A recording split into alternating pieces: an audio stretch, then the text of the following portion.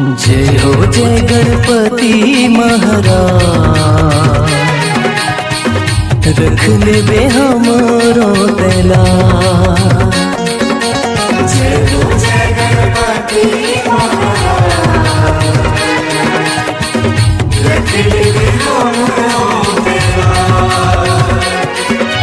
कोनो तोला गजानन कहे, कोनो तोला गणराज, कोनो तोला गजानन कहे, कोनो तोला गणराज। जय हो जय गणपति महाराज,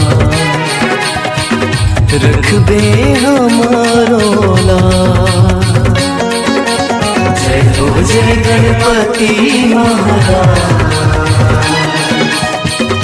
रखबे हमारो लाज।